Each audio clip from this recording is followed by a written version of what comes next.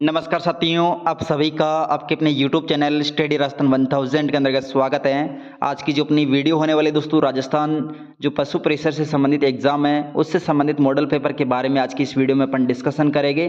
तो आप दोस्तों पशु परिसर से संबंधित अगर एग्जाम की तैयारी कर रहे हैं तो ये वीडियो आपके लिए बहुत ही हेल्पफुल रहने वाली है। ठीक है, तो वीडियो स्टार्ट करते हैं और देखते हैं दोस्तों आज का सबसे पहला क्वेश्चन अपने सामने है।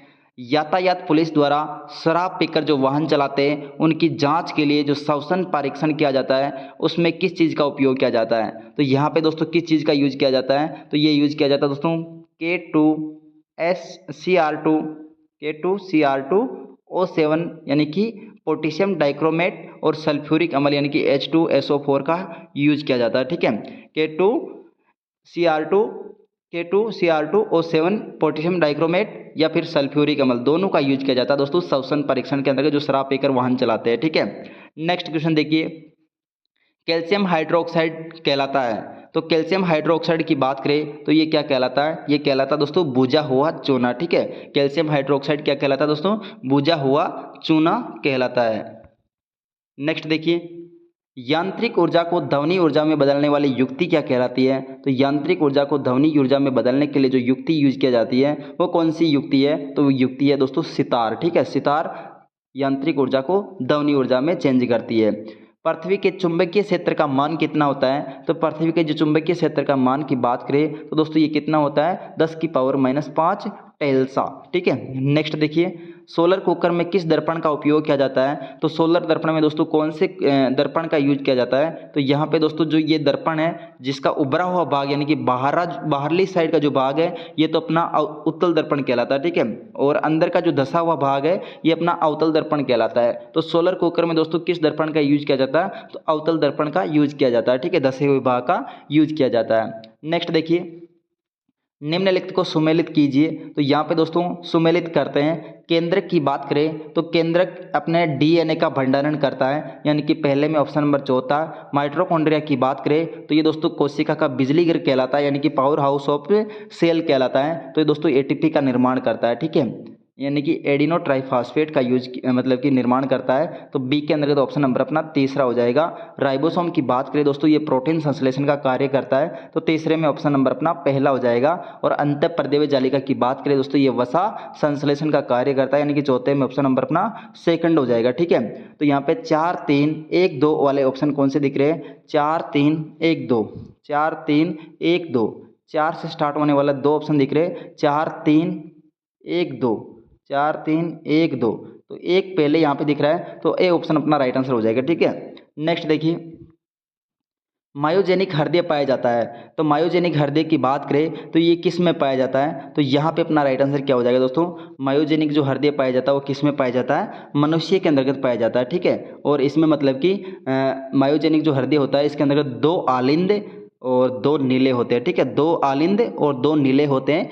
ये अपने जो मनुष्य का हृदय होता है जिसके अंदर, ठीक है, जिसको मायोजेनिक हृदय के नाम से जाना जाता है। और मनुष्य का जो वैज्ञानिक नाम होता है, वैज्ञानिक नाम क्या है दोस्तों, होमोसेपियंस है। ठीक है, नेक्स्ट देखिए, सूची फर्स्ट को सूची सेकंड के साथ में सुमेलित कीजिए। तो यहाँ पे दोस्तों वापस सुमेलित करने वाला ऑप्शन आ गया, तो एक बार इनको सुमेलित कर लेते हैं।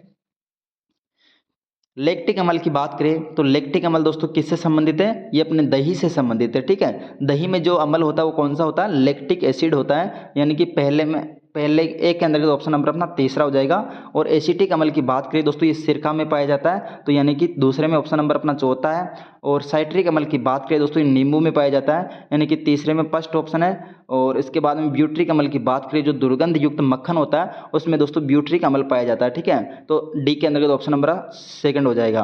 तो 3 4 1 2, 3 4 1 2, 3 4 1 2, 3 4 1 2। ठीक है, ऑप्शन नंबर अपना डी सही हो जाएगा।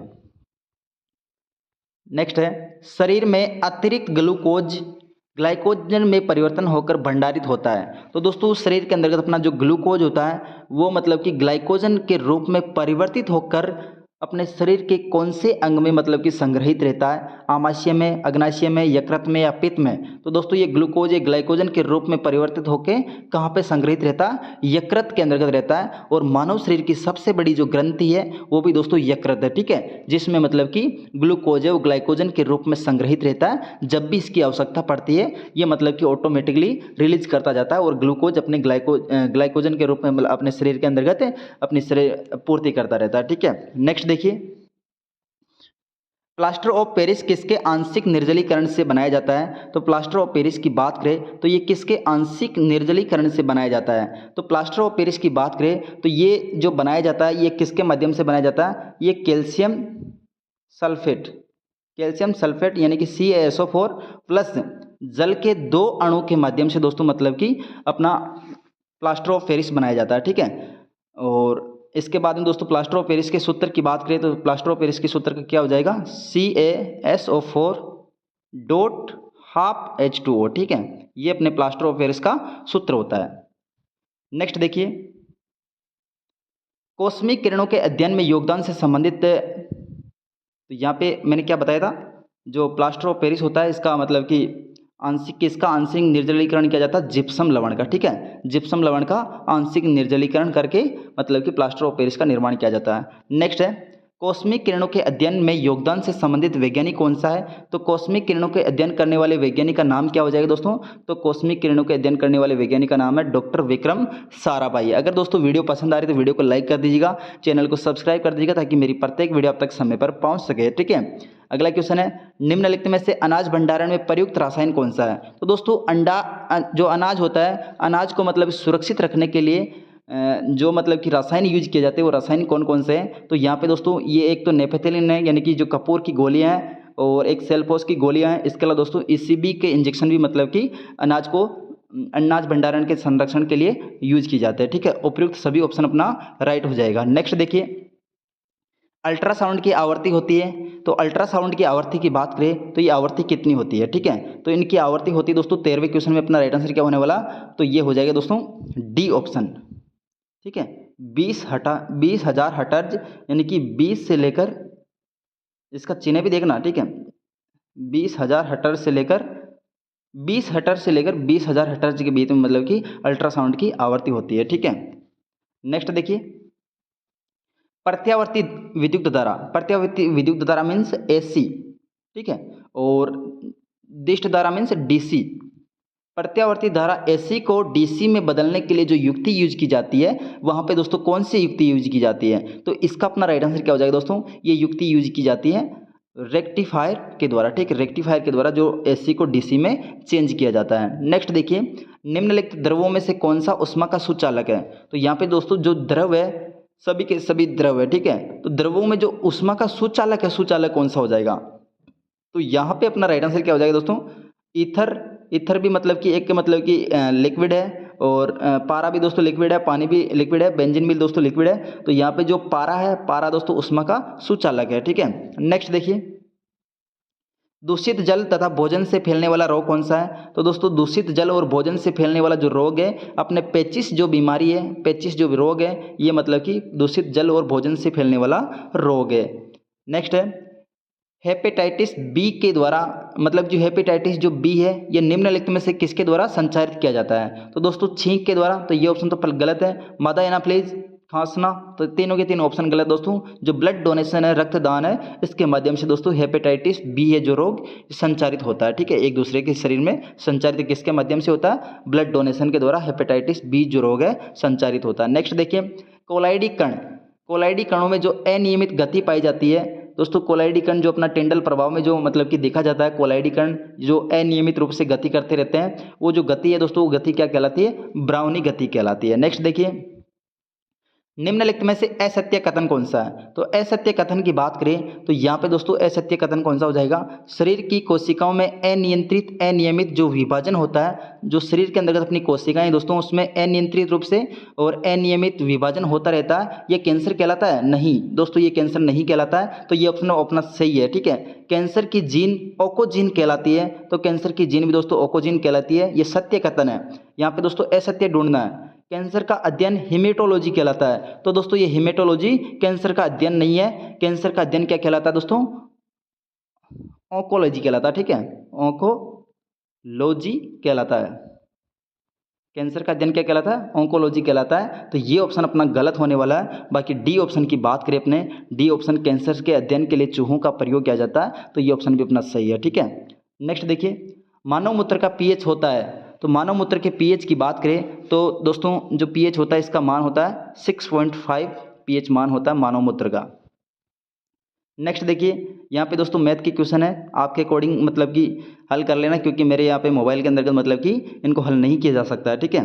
तो दोस्तों अगला क्वेश्चन है, मुख्यमंत्री एकल नारी सम्मान पेंशन योजना किससे संबंधित है? तो दोस्तों मुख्यमंत्री जो एकल नारी जो सम्मान पेंशन योजना है ये किससे संबंधित है? तो ये संबंधित है दोस्तों विधवा, तलाकशुदा, परित्यक्त जो महिलाएं हैं दोस्तों, इनको दोस्तों ये पेंशन दी जाती है, मुख्यमंत्री एकल नारी सम्मान पेंशन योजना, ठीक है। और इसमें जो पेंशन देने की जो तरीका है दोस्तों, तरीका क्या होता है, इसमें 18 साल से लेकर 55 साल तक कोई महिला विधवा है, तलाकशुदा, परित्यक्ता, तो इसको जो पेंशन दी जाती है वो कितनी दी जाती है? वो दी जाती है 500 रुपये, ठीक है। और इसके बाद में अपन बात करें तो 55 से लेकर जो 55 से लेकर जो 60 साल के बीच की जो आयु है, इसमें दोस्तों 750 रुपये दी जाते हैं। और उसके बाद दोस्तों 60 से लेकर 75 साल, ठीक है, 60 से 75 साल के बीच में जो आयु है, इसमें जो मतलब कि पेंशन दी जाती है वो 1000 रुपये दी जाती है, ठीक है।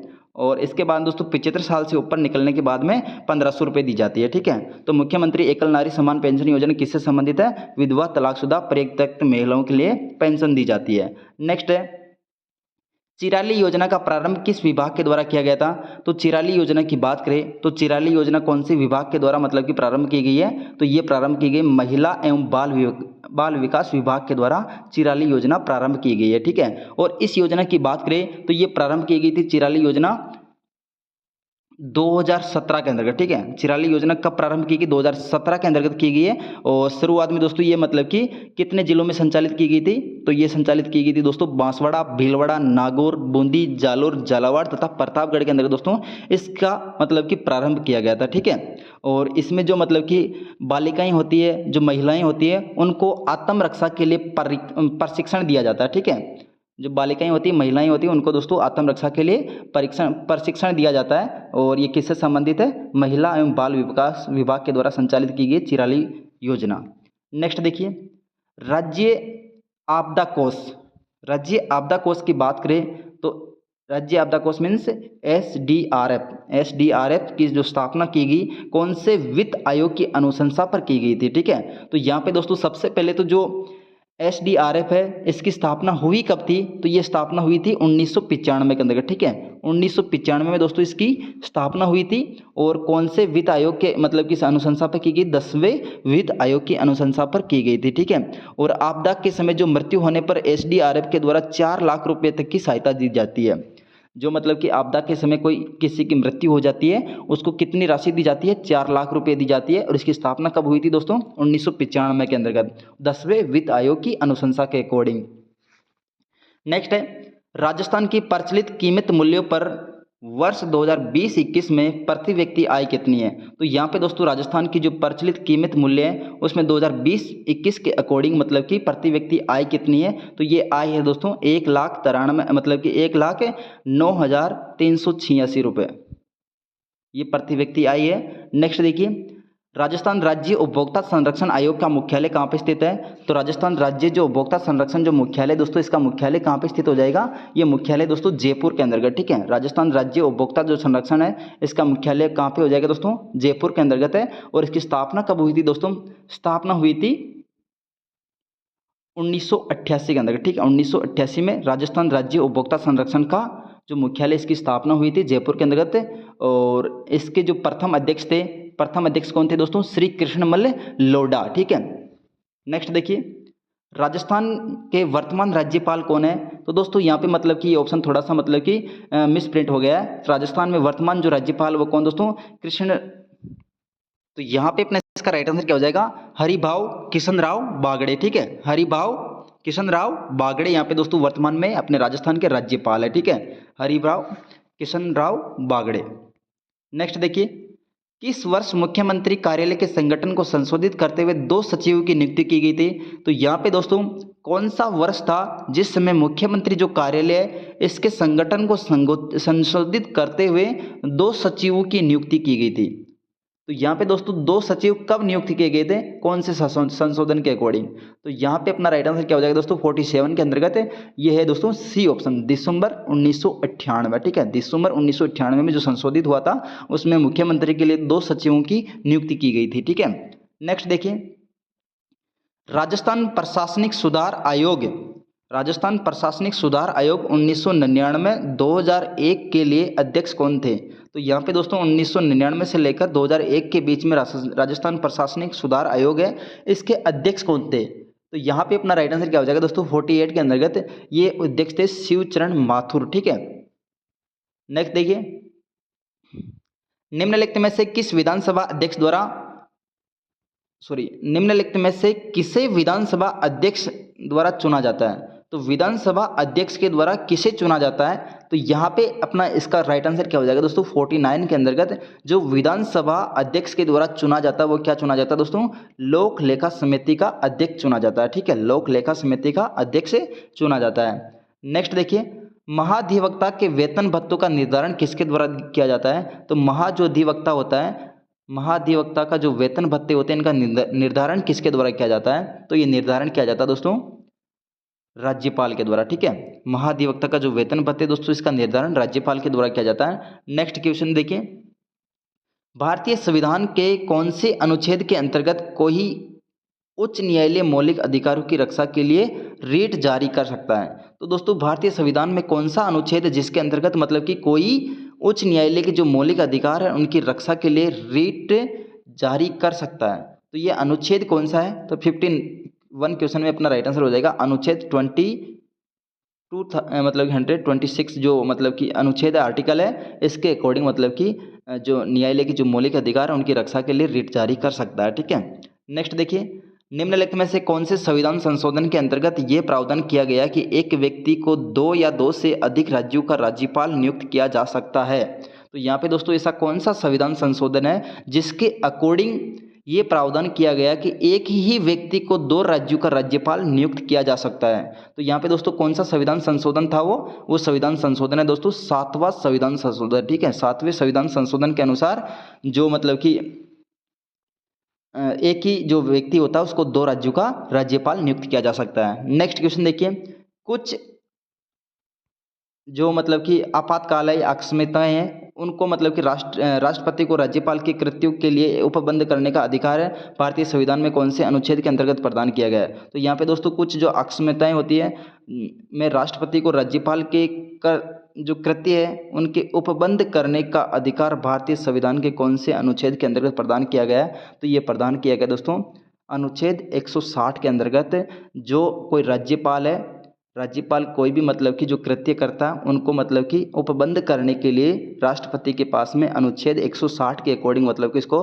प्रतिबंध किया जा सकता है। ठीक है, नेक्स्ट देखिए, निम्नलिखित में से कौन से संविधान संशोधन द्वारा पंचायतों के लिए वित्त आयोग के गठन का प्रावधान किया गया था? तो दोस्तों पंचायतों के लिए वित्त आयोग का गठन कौन से संविधान संशोधन के अकॉर्डिंग किया गया था? तो यहाँ पे अपना राइट आंसर क्या हो जाएगा दोस्तों 54 में यह है दोस्तों 73वां जो संविधान संशोधन है इसके द्वारा मतलब कि पंचायतों के लिए वित्त आयोग गठन का मतलब कि प्रावधान किया गया था। ठीक है, नेक्स्ट देखिए, अशोक मेहता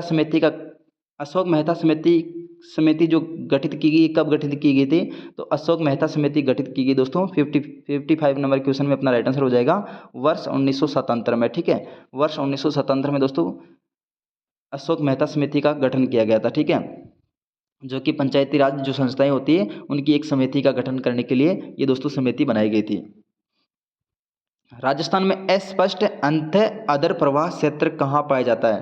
तो राजस्थान में जो अस्पष्ट और अंत अधर प्रवाह पाया जाता है ये दोस्तों ये कौन से क्षेत्र से संबंधित है? तो इसका अपना राइट आंसर क्या हो जाएगा दोस्तों 56 नंबर क्वेश्चन में दक्षिणी पूर्वी जो पठारी प्रदेश है इसमें मतलब कि अस्पष्ट रूप से अंत और अधर प्रवाह पाया जाता है। ठीक है, नेक्स्ट देखिए, राजस्थान में सहकारी तथा निजी क्षेत्र की सूती वस्त्र कारखानों में नियंत्रण निर्देशन और संचालन हेतु दोस्तों स्पिन फेड की स्थापना कब की गई थी? तो दोस्तों जो राजस्थान में सहकारी और निजी क्षेत्र की जो सूती वस्त्र मिलें होती है, उनके जो कारखाने होते हैं, उनमें दोस्तों नियंत्रण और निर्देशन और संचालन हेतु जो स्पिन फेड बनाया गया, इसकी स्थापना कब हुई थी? तो स्पिन फेड की स्थापना हुई थी दोस्तों, ये हुई थी 1 अप्रैल 1993, ठीक है। 1 अप्रैल 1993 में दोस्तों स्पिन फेड की स्थापना हुई थी, जो कि मतलब कि जो सरकारी और प्राइवेट जो मतलब कि सूती वस्त्र मिले होते हैं, उनके कारखानों पर नियंत्रण, निर्देशन और संचालन का कार्य स्पिन फेड के द्वारा किया जाता है, जिसकी स्थापना 1 अप्रैल 1993 को की गई थी। नेक्स्ट देखिए, Chhabra super thermal power plant से चौथे चरण की 7वीं इकाई से कितने मेगावाट विद्युत उत्पादन किया जाता है? तो दोस्तों मतलब कि जो चौथा चरण है, ठीक है, Chhabra super thermal power plant का दोस्तों चौथा चरण है। चौथे चरण में मतलब कि 6वीं और 7वीं जो इकाई है, इसके द्वारा कितने मेगावाट विद्युत उत्पादन किया जाता है? तो यहाँ पे दोस्तों इसका राइट आंसर क्या हो जाएगा दोस्तों? जो 1320 मेगावाट, ठीक है। दोनों जो 6ठी 7वीं इकाई है, चौथे चरण की 6ठी 7वीं इकाई, उनके द्वारा 1320 मेगावाट की बिजली उत्पादन की जाती है, यानी कि दोनों के द्वारा 760 मेगावाट बिजली उत्पादन की जाती है 6ठी और 7वीं के द्वारा, ठीक है। दोनों को जोड़ने के बाद 1320 मेगावाट टोटल है। नेक्स्ट देखिए, आना सागर झील कहाँ स्थित है? तो आना सागर झील की बात करें तो आना सागर झील कहाँ पे हो जाएगी? ये अपने अजमेर के अंतर्गत है, ठीक है। नेक्स्ट देखिए, राजस्थान की पहली सड़क सुरक्षा नीति कब जारी की गई थी? तो राजस्थान की पहली सड़क सुरक्षा नीति की बात करें तो ये सड़क सुरक्षा नीति जो जारी की गई थी, ये जारी कब की गई थी दोस्तों? 29 नवंबर 2016 में दोस्तों राजस्थान की पहली सड़क सुरक्षा नीति जारी की गई थी। नेक्स्ट देखिए, राजस्थान का पशु संपदा की दृष्टि से भारत में कौन सा स्थान है? तो राजस्थान में दोस्तों जो पशु संपदा इसकी दृष्टि से भारत में कौन सा स्थान है, ठीक है। तो भारत में इसका स्थान हो जाएगा दूसरा। राजस्थान का जो मतलब कि पशु संपदा की दृष्टि से दूसरा स्थान है, और प्रथम स्थान किसका दोस्तों? उत्तर प्रदेश है, ठीक है। उत्तर प्रदेश के बाद में सेकंड नंबर में कौन आता है? राजस्थान आता है। नेक्स्ट देखिए, निम्नलिखित में से डॉक्टर राम लोचन सिंह के राजस्थान के भौगोलिक विभाजन का भाग नहीं है। तो दोस्तों डॉक्टर राम लोचन जो सिंह है, इसके द्वारा राजस्थान का जो भौगोलिक विभाजन किया गया उसका भाग नहीं है। तो दोस्तों कौन सा भाग नहीं है? तो यहाँ पे अपना राइट आंसर क्या हो जाएगा दोस्तों? 62वें क्वेश्चन में अरावली पर्वतीय प्रदेश दोस्तों ये डॉक्टर रामलोचन के राजस्थान भौगोलिक विभाजन में आता है। पश्चिमी मरुस्थलीय प्रदेश भी आता है, दक्षिणी पूर्वी पठारी प्रदेश भी आता है, लेकिन पूर्वी जो कृषि औद्योगिक प्रदेश है, ये दोस्तों डॉक्टर रामलोचन सिंह के इसमें मतलब भौगोलिक विभाजन में नहीं आता है, ठीक है। तो बी ऑप्शन अपना गलत हो जाएगा। सुमेलित कीजिए। तो सुमेलित करने वाले क्वेश्चन है, 63वां क्वेश्चन है, इसका अपना राइट आंसर क्या होने वाला है, ठीक है। तो सु का आंशिक आंशिक जो क्षेत्र कार्यक्रम है, ये मतलब कि सु का आंशिक जो क्षेत्र कार्यक्रम है, ये किससे संबंधित होने वाला है, ठीक है। तो ए का ऑप्शन नंबर 2, ठीक है। ये 11 जिलों में मतलब कि संचालित है। मरुभूमि विकास कार्यक्रम, मरुभूमि विकास कार्यक्रम की बात करें तो ये 16 जिलों में संचालित है। और उसके बाद में अपन बात करें मगरा क्षेत्र विकास कार्यक्रम, तो मगरा क्षेत्र विकास कार्यक्रम की बात करें, ये कितने 5 जिलों के 14 जो प्रखंड है उनके अंतर्गत मतलब कि मगरा क्षेत्र विकास कार्यक्रम संचालित है, ठीक है। और सीमा क्षेत्र विकास कार्यक्रम की बात करें तो सीमा क्षेत्र विकास कार्यक्रम की बात करें तो 4 जिलों के अंतर्गत 14 उपखंडों में, ठीक है। तो ऑप्शन नंबर अपना पहले के अंतर्गत दूसरा, और मरुभूमि विकास कार्यक्रम तीसरे में ऑप्शन नंबर दूसरे में ऑप्शन नंबर तीसरा, मगरा विकास कार्यक्रम तीसरे में पहला, और सीमा क्षेत्र विकास कार्यक्रम चौथे में चौथा, ठीक है। 2 3 1 4 2 3 2 3 1 4 1 4 ऑप्शन नंबर अपना डी सही हो जाएगा। नेक्स्ट देखिए, पवनों के चलने का सही क्रम कौन सा होता है? तो जो पवनें चलती है वो पवनें चलने का जो सही क्रम होता है दोस्तों, क्रम कौन सा होता है? तो यहाँ पे अपना इसका राइट आंसर क्या हो जाएगा दोस्तों? 64 के अंदर का जो पवनें चलती है वो किसके अकॉर्डिंग चलती है, ठीक है। तो यहाँ पे चलती दोस्तों उच्च दाब से निम्न वायु दाब की तरफ दोस्तों पवनें चलती है, ठीक है। जिस तरफ मतलब कि उच्च वायु दाब है उससे मतलब जो निम्न वायु दाब, जिस तरफ मतलब वायु दाब कम है उस तरफ पवनें चलेगी, ठीक है। नेक्स्ट देखिए, इंदिरा गांधी नहर परियोजना में अत्यधिक जल उत्प्लावन से सेम की समस्या बढ़ती जा रही है, इसके निवारण में क्या प्रयुक्त किया जाता है? तो दोस्तों इंदिरा गांधी जो नहर परियोजना है, इसमें मतलब कि जल की मात्रा अधिक हो जाती है, मतलब कि शुरुआती जो क्षेत्र होता है ना उसके अकॉर्डिंग मतलब कि जल की मात्रा है वो अधिक हो जाती है। तो वहाँ पे दोस्तों एक समस्या आ रही है, सेम की समस्या, ठीक है। सेम की समस्या को मतलब निवारण हेतु किस चीज़ का उपयोग किया जा रहा है? तो यहाँ पे अपना इसका राइट आंसर क्या हो जाएगा दोस्तों? 65 के अंतर्गत जिप्सम का यूज किया जा रहा है, ठीक है। सेम की समस्या के निवारण के लिए जिप्सम का यूज किया जा रहा है, और जिप्सम का सूत्र मैंने बताया था कैल्शियम सल्फेट। कैल्शियम सल्फेट की दोस्तों अपने जल के 2 अणु के साथ में क्रिया कराने के बाद में प्लास्टर ऑफ पेरिस का निर्माण होता है। नेक्स्ट देखिए, देश की सबसे बड़ी सौर दूरबीन स्थित है। तो देश की सबसे बड़ी सौर दूरबीन की बात करें तो ये कहाँ पे स्थित है? तो इसका अपना राइट आंसर क्या हो जाएगा दोस्तों? ये उदयपुर में स्थित है, ठीक है। देश की सबसे बड़ी सौर दूरबीन दोस्तों कहाँ पे स्थित है? ये उदयपुर में स्थित है, ठीक है। और 60 में अपना राइट आंसर क्या हो जाएगा? सी।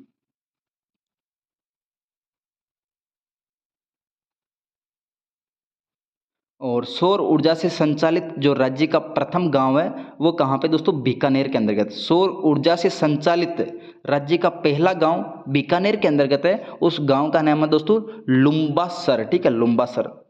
नेक्स्ट देखिए, भारतीय रेलवे द्वारा कचरे से विद्युत बनाने का प्लांट किस जिले में प्रस्तावित किया गया है? तो भारतीय रेलवे के द्वारा कचरे से विद्युत बनाने का जो प्लांट है ये किस जिले में प्रस्तावित किया गया है? तो यहाँ पे अपना इसका राइट आंसर क्या हो जाएगा दोस्तों? जयपुर जो जिला है इसमें दोस्तों कचरे से विद्युत बनाने का प्लांट भारतीय रेलवे बोर्ड के द्वारा प्रस्तावित किया गया है।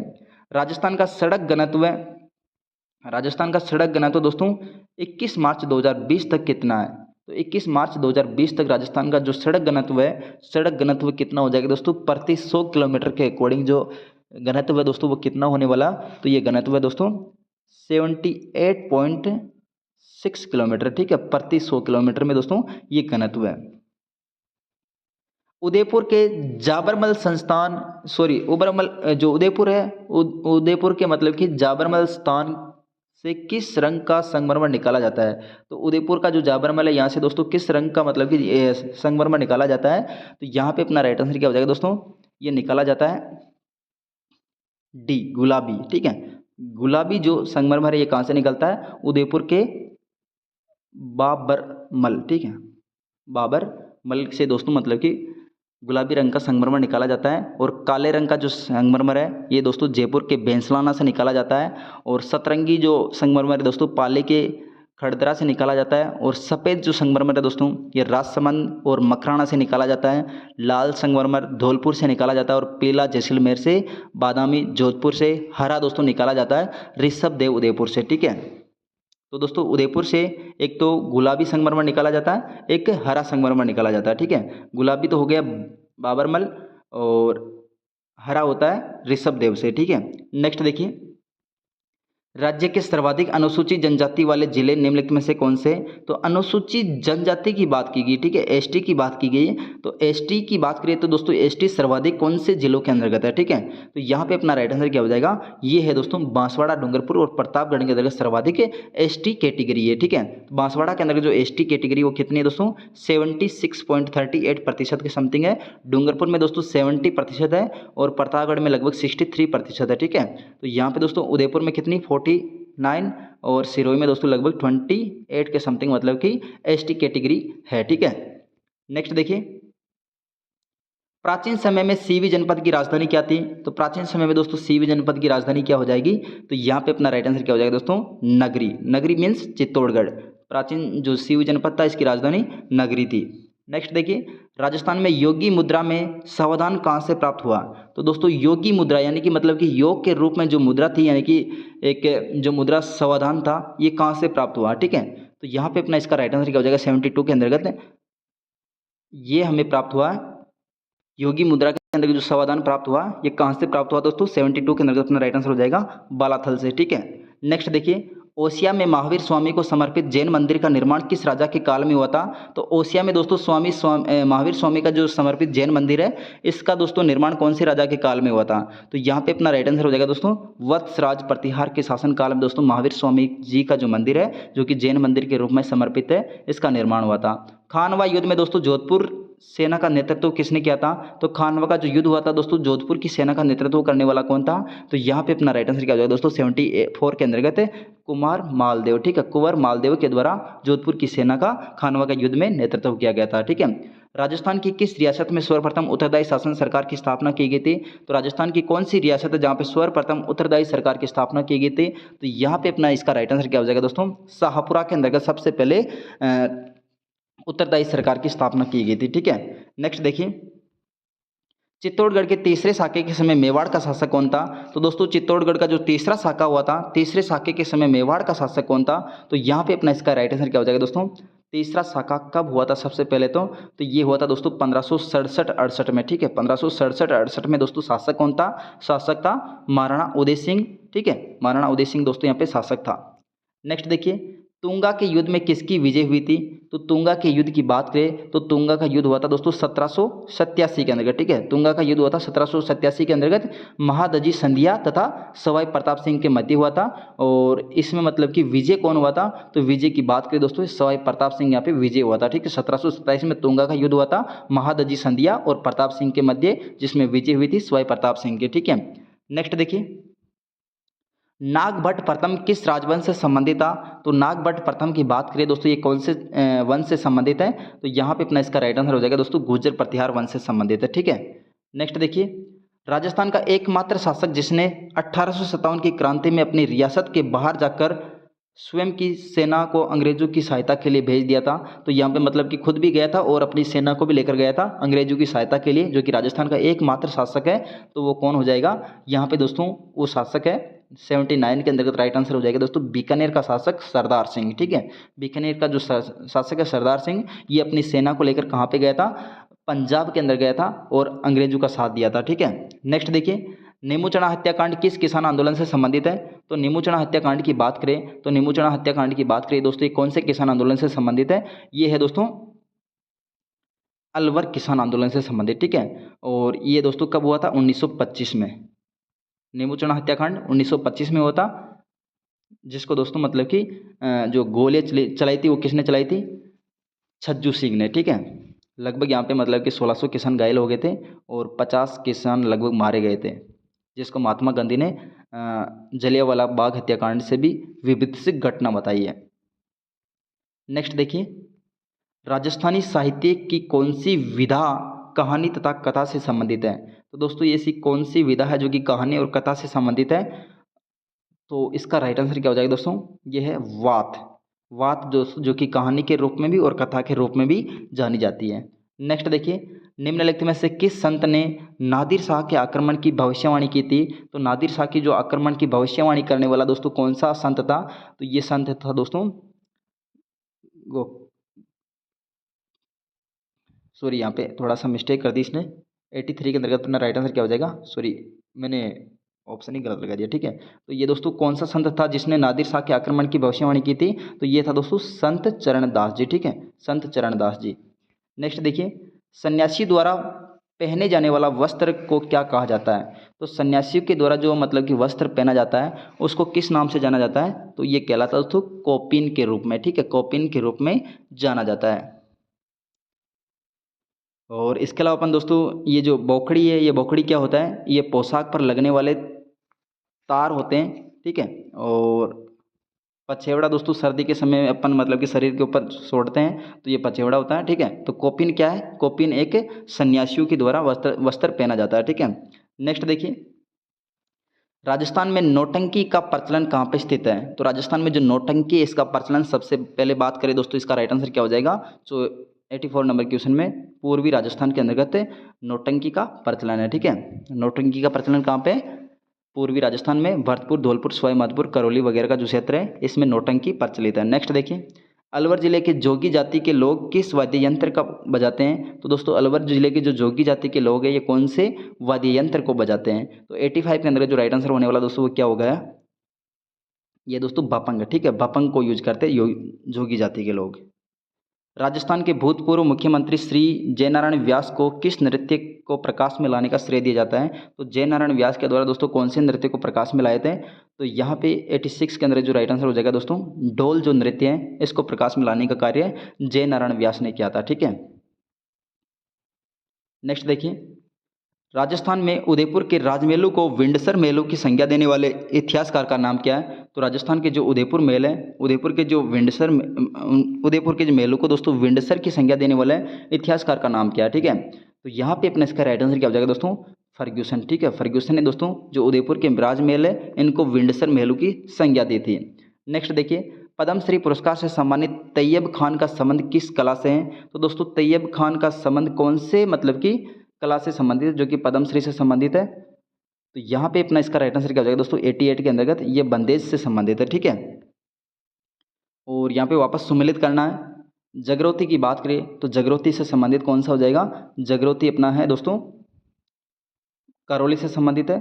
और ढाटी की बात करें तो ढाटी किससे संबंधित दोस्तों? ये ढाटी अपने संबंधित है बी के अंतर्गत ऑप्शन नंबर तीसरा।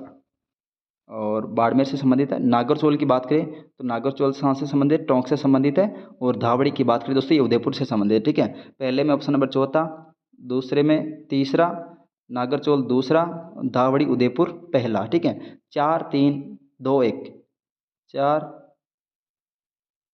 3 2 1। ठीक है, 2 1 ऑप्शन नंबर अपना फर्स्ट दिख रहा है। ठीक है, नेक्स्ट देखिए, खेत में पशु पक्षियों से फसल की रक्षा करने हेतु निर्मित मानव जैसी आकृति को क्या कहा जाता है? तो ये क्या कहलाता है दोस्तों? जो खेतों में पशु पक्षियों से मतलब की सुरक्षा करने के लिए एक निर्माण किया जाता है दोस्तों बीजुका का। ठीक है, बीजुका। नेक्स्ट देखिए, विक्रम संवत पंचांग के अनुसार शीतला अष्टमी किस दिन मनाई जाती है? तो दोस्तों शीतला अष्टमी की बात करें तो ये दोस्तों कब मनाई जाती है? तो यहाँ पे अपना इसका राइट आंसर क्या हो जाएगा? ये मनाई जाती है दोस्तों चैत्र कृष्ण अष्टमी के दिन। ठीक है, आसिंद भीलवाड़ा निम्नलिखित में से किस लोक देवता के लिए संबंध में है? तो दोस्तों आसिंद के जो लोक देवता है ये कौन से है? ठीक है, तो यहाँ पे अपना राइट आंसर क्या हो जाएगा? भगवान देवनारायण। नेक्स्ट देखिए, जैन समुदाय द्वारा दोस्तों पर्युषण पर्व में किस माह में मनाया जाता है? ठीक है, जैन समुदाय द्वारा दोस्तों उनके द्वारा एक पर्युषण पर्व मनाया जाता है, ये कौन से माह में मनाया जाता है? ठीक है, तो इसका राइट आंसर क्या हो जाएगा? भाद्रपद का जो महीना होता है इसमें पर्युषण पर्व मनाया जाता है। नेक्स्ट देखिए, हालरिया क्या है? हालरिया की बात करें तो हालरिया क्या हो जाएगा? ये राजस्थान का एक लोकगीत है। ठीक है, हालरिया एक राजस्थान का लोकगीत है। ठीक है, जो कि जैसलमेर क्षेत्र में बच्चों के द्वारा बच्चों के जन्म के अवसर पर गाया जाता है हालरिया गीत जैसलमेर के क्षेत्र में। वह किला कौन सा है जिसने एक जैसे 9 महल है? तो दोस्तों ऐसा कौन सा किला जहाँ पे एक जैसे 9 महल है?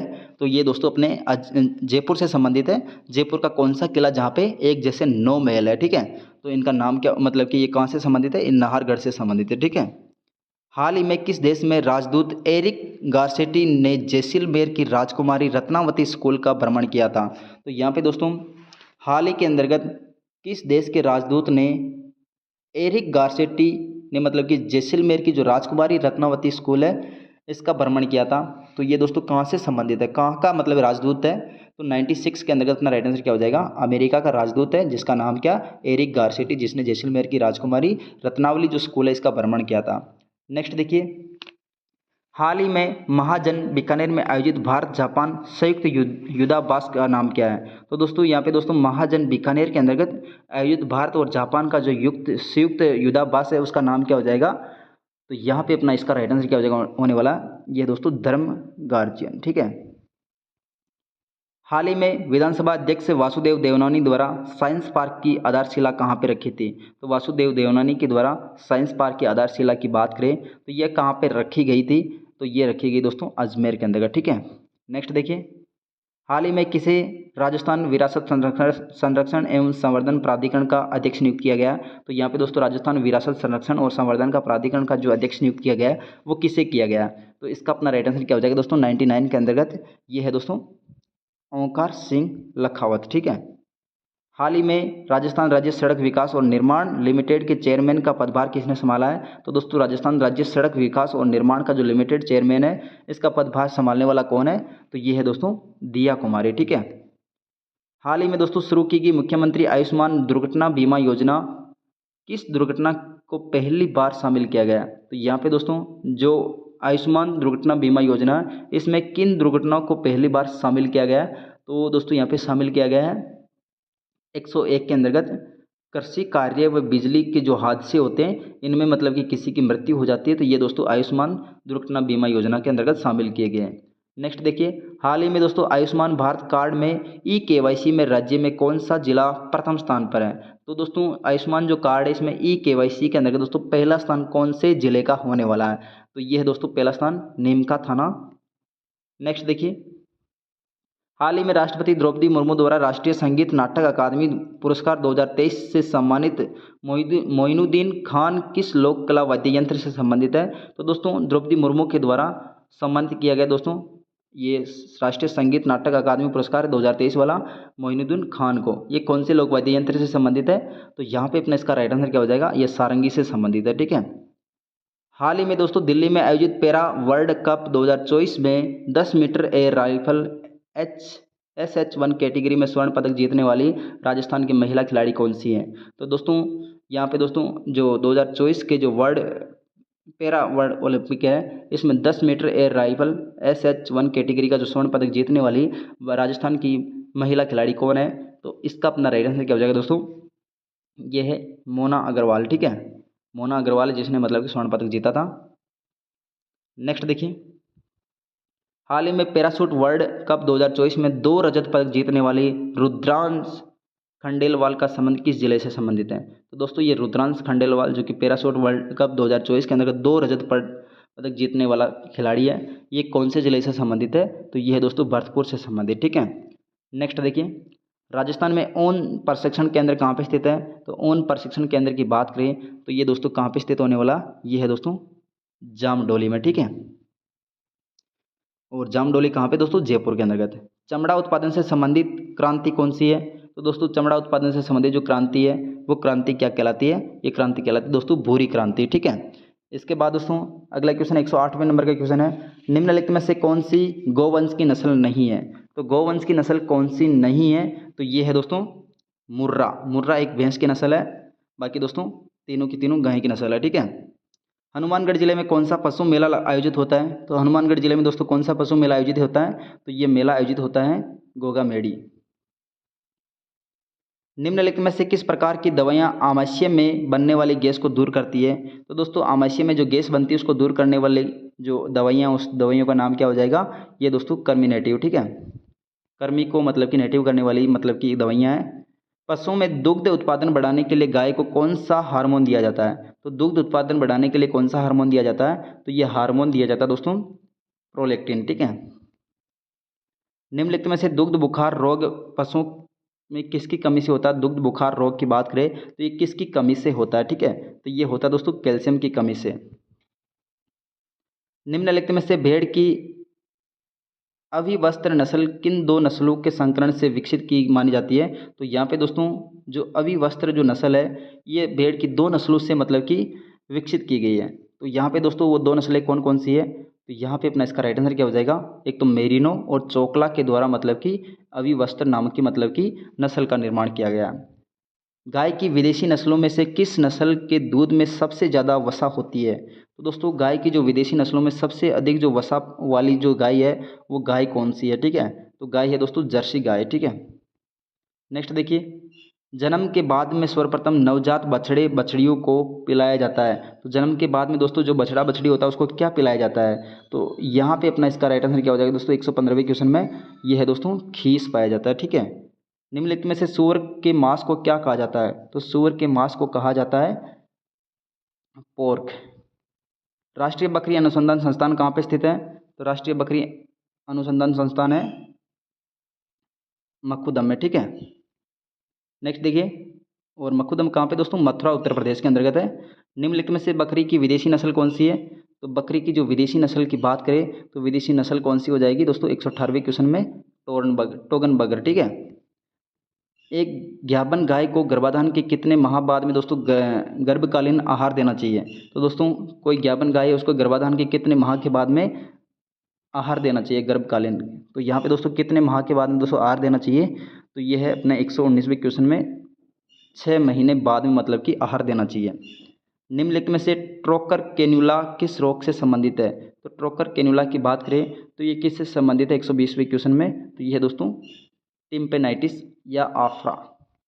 नेक्स्ट देखिए, पशु में आंतरिक परजीवी मारने के लिए कृमिनाशक दवा वर्ष में कितनी बार पिलानी चाहिए? तो कृमिनाशक जो दवा होती है वर्ष में कितनी बार पिलानी चाहिए? तो ये है दोस्तों वर्ष में 2 बार, ठीक है। दुग्ध की प्रमुख शर्करा लैक्टोज किससे बनी होती है? तो दुग्ध की जो प्रमुख शर्करा है दोस्तों लैक्टोज, ये किससे बनी रहती है? तो ये बनी रहती है दोस्तों ग्लूकोज व ग्लैक्टोज से, ठीक है। बकरी का औसत गर्भकाल कितने दिनों का होता है? तो बकरी का जो औसत जो गर्भकाल होता है लगभग 5 महीने तक होता है। तो यहाँ पे दोस्तों इसका जो टाइम पीरियड है तो इसका राइट आंसर क्या हो जाएगा दोस्तों? 149 से लेकर 156 दिन के बीच में होता है। भेड़ व बकरी के श्वसन गति की प्रति मिनट क्या दर होती है? तो दर की बात करें तो दर कितनी होती है दोस्तों भेड़ और बकरी की? ये दर होती है 12 से 20 के बीच में। और मनुष्य की जो श्वसन दर होती है वो कितनी होती है? 16 होती है। तो बकरी की भी लगभग यही है क्योंकि 12 से 20 के बीच की बात की जा रही है। निम्नलिखित में से किस पशु के दूध में इंसुलिन की मात्रा पाई जाती है? तो इंसुलिन की जो मात्रा पाई जाती है दोस्तों, इंसुलिन की मात्रा किस में पाई जाती है? ठीक है, 125 में अपना राइट आंसर हो जाएगा ऊँटनी के दूध में। नेक्स्ट देखिए, निम्नलिखित में से पश्मीना किसकी नस्ल है? तो पश्मीना की बात करें दोस्तों, पश्मीना किसकी नस्ल है? तो ये हो जाएगी बकरी की। बकरी के वयस्क नर को कहा जाता है, तो वयस्क जो नर होता है इसको क्या कहा जाता है? तो ये कहा जाता है दोस्तों बक। कंपोस्ट निर्माण की शहरी विधि कौन सी है? तो कंपोस्ट निर्माण की शहरी विधियों की बात करें तो शहरी विधि हो जाएगी बेंगलोर विधि, ठीक है। पशु मित्र योजना कब प्रारंभ किया गया? पशु मित्र योजना की बात करें तो ये कब प्रारंभ की गई दोस्तों? ये की गई वर्ष 2023-24 में। एक प्रजनक केंचुआ 6 माह में कितने केंचुए पैदा करता है? तो दोस्तों एक जो प्रजनक केंचुआ ये 6 माह में कितने केंचुआ पैदा कर देता है? तो 130वें क्वेश्चन में दोस्तों 250 केंचुए पैदा कर देता है, ठीक है। भेड़ की प्रथम क्लोन नस्ल डोली का जन्म कब हुआ था? तो दोस्तों ये जो डोली नस्ल है भेड़ की, क्लोन नाम से मतलब कि क्लोन से मतलब कि कृत्रिम रूप से उत्पादन मतलब कि एक बनाई गई थी डोली नाम की भेड़। तो इसका जन्म कब हुआ था? तो ये जन्म हुआ था 5 मई 1996, ठीक है, 5 जुलाई 1996। चारे वाली फसल की रानी के नाम से किसे जाना जाता है? तो चारे वाले फसलों में दोस्तों रानी के नाम से किसे जाना जाता है? तो ये जाना जाता है दोस्तों रिजका। सर्वोत्तम क्वालिटी का साइलेज किससे तैयार किया जाता है? तो सर्वोत्तम क्वालिटी का जो साइलेज तैयार किया जाता है वो किससे किया जाता है? तो ये किया जाता है दोस्तों मक्के से। मेमना में वीनिंग की उम्र कितनी होती है? मेमना में दोस्तों वीनिंग की उम्र कितनी होती है? तो ये उम्र होती है 2 सप्ताह की। रजत क्रांति का संबंध किससे? रजत क्रांति की बात करें तो ये रजत क्रांति किससे संबंधित है? ये है मतलब कि अपने अंडा उत्पादन से संबंधित, ठीक है। प्रजनन की किस विधि में अधिकतम शुद्धता वाली नस्ल प्राप्त होती है? दोस्तों प्रजनन की कौन सी विधि जिसमें अधिकतम शुद्धता वाली नस्ल प्राप्त होती है? तो ये 36 में अपना राइट आंसर हो जाएगा अंतः प्रजनन। बकरी की जकराना नस्ल का उद्गम क्षेत्र कौन सा है? तो जकराना की बात करें दोस्तों, बकरी की जकराना नस्ल है कहाँ से संबंधित है? तो यहाँ पे अपना इसका राइट आंसर हो जाएगा दोस्तों मेवात से संबंधित है, ठीक है। रिंग वर्म किस प्रकार का रोग है? तो रिंग वर्म जो रोग है दोस्तों किस प्रकार का रोग है? तो यहाँ पे अपना इसका राइट आंसर क्या हो जाएगा दोस्तों? ये है दोस्तों फंगल जनित रोग है, ठीक है। पर्यावरण प्रदूषण संबंधित मुख्यतः किस गैस से होता है? तो पर्यावरण प्रदूषण मुख्यतः किस गैस से मतलब होता है? तो यहाँ पे अपना इसका राइट आंसर क्या हो जाएगा दोस्तों? ये है CO2 CO से, ठीक है, कार्बन मोनोऑक्साइड। प्रधानमंत्री मत्स्य संपदा योजना कब प्रारंभ की गई? प्रधानमंत्री मत्स्य संपदा योजना की बात करें तो ये कब प्रारंभ की गई दोस्तों? 140 के अंतर्गत ऑप्शन नंबर अपना 2020-21 में प्रधानमंत्री मत्स्य संपदा योजना प्रारंभ की गई। लड़ाकू नस्ल लखनऊ मुर्गा और इंडियन गेम के नाम से प्रसिद्ध नस्ल कौन सी है? तो यहाँ पे दोस्तों 141वें क्वेश्चन में अपना राइट आंसर हो जाएगा असील। असील दोस्तों एक इंडियन गेम के नाम से मतलब कि मुर्गा की नस्ल है। और इसके बाद में बकरी की जो टोंगल बर्ग नस्ल है ये किस लिए पालते हैं? ठीक है, तो बकरी की जो टोंगल बर्ग जो नस्ल है दोस्तों किस लिए पाला जाता है? तो यहाँ पे इसका राइट आंसर क्या हो जाएगा? दूध के लिए इम्पोर्टेंट है। वे औषधियाँ जो रूमिनल किण्वन को कम करके गैस उत्पादन को कम करती है उसे कहते हैं। तो यहाँ पे इसका राइट आंसर क्या हो जाएगा? एंटीजाइमेटिक्स कहलाता है, ठीक है। नेक्स्ट देखिए, ऊन कतरन की किस विधि में ऊन प्राप्त करने के लिए भेड़ को प्राकृतिक प्रोटीन खिलाई जाती है? तो दोस्तों प्राकृतिक प्रोटीन खिलाई जाती है ऊन उत्पादन के लिए, तो ये कौन सी विधि है? तो इसका अपना राइट आंसर क्या हो जाएगा दोस्तों? 144वें क्वेश्चन में जो राइट आंसर रासायनिक विधि है, ठीक है। मतलब कि ऊन की जो मतलब कि बढ़ोतरी करने के लिए कौन सी प्रोटीन खिलाई जाती है, जो कि एक रासायनिक विधि है। निम्नलिखित में से नवजात पशु में डी बंडिंग की आदर्श आयु होती है, तो डी बंडिंग की जो आदर्श आयु होती है वो कितनी होती है, तो ये आदर्श आयु होती है 3 से 10 दिन। नर व मादा जनकों में संतान उत्पत्ति के लिए किया जाने वाला जनन क्या कहलाता है, तो नर और मादा के द्वारा जनकों के द्वारा मतलब संतान उत्पत्ति के लिए जो निषेचन किया जाता है वो क्या कहलाता है, तो यहाँ पे अपना इसका राइट आंसर क्या हो जाएगा, प्रजनन। निम्नलिखित में से किस नस्ल में घोड़े में कलाबाजियाँ दिखाने के लिए माहिर होते हैं, तो कलाबाजियाँ दिखाने के लिए कौन से घोड़े माहिर होते हैं, तो इसका अपना राइट आंसर क्या हो जाएगा दोस्तों, 147 के अंतर्गत मालानी जो घोड़े होते हैं ये कलाबाजियाँ दिखाने के लिए प्रसिद्ध होते हैं। बकरी का वैज्ञानिक नाम क्या होता है, तो बकरी के वैज्ञानिक नाम की बात करें तो ये होता है क्रेपा हिरिकस। नेक्स्ट है, भेड़ की कौन सी नस्ल दिखने में बकरी जैसी होती है, तो भेड़ की कौन सी नस्ल है जो बकरी जैसी दिखती है, तो ये होती है अपने नेल्योर। ठीक है, नेल्योर जो नस्ल है भेड़ की ये बकरी जैसी दिखती है। बकरी की किस नस्ल में फीदर पाया जाता है, फीदर्ड पाया जाता है। ठीक है, फीदर्ड कौन सी नस्ल में पाया जाता है, तो यहाँ पे पाया जाता है दोस्तों ये जमनापुरी के अंतर्गत फीदर्ड पाया जाता है।